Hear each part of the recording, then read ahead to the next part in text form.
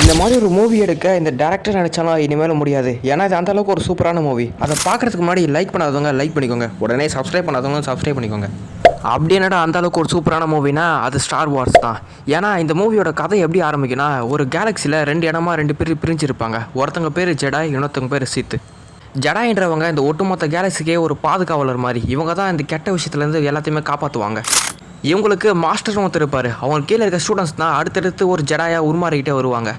அதே மாதிரி தான் சித்துக்கும் டார்க் சீரியஸ்ன்றவர் தான் மாஸ்டர் இருப்பார். ஜெடாய்க்கு மாஸ்டர் யோடா. ஒரு கட்டத்தில் பார்க்கும்போது இவங்க 2 பேருமே ஒரே இனத்தை சேர்ந்தவங்க தான். ஆனால் இவங்க ரத்தத்தில் கலந்துருக்க ஒரு விஷயத்தினால தான் இவங்க 2 பேரும் 2 இனமாக பிரிஞ்சிருக்காங்க. ஜடாய் எல்லாருமே ஒளியோட பக்கம். இவங்களுக்கு ஃபோர்ஸ்ன்ற ஒரு சக்தி ஒன்று இருக்கும். அதே போல் சித்துக்கு பயம், கோபம் இதனால தான் அவங்கள டார்க் பக்கம் இழுக்குது. ஜடாயெலாம் ஒன்று சேர்ந்து ஆனக்கி ஸ்கை வாக்கன்றவனை கண்டுபிடிப்பாங்க. அடுத்து இவன் தான் வழி நடத்துவாங்க ஜடாய் அப்படின்னு நினச்சிட்டு இருப்பாங்க. ஆனால் இவங்களுக்குள்ளே இருக்க கோபமும் பயமும் இவங்கள டார்க் சீரியஸ் பக்கம் இழுத்துடும். அடுத்து என்ன நடக்கிறது தான் இந்த ஸ்டார் வார்ஸோட கதை.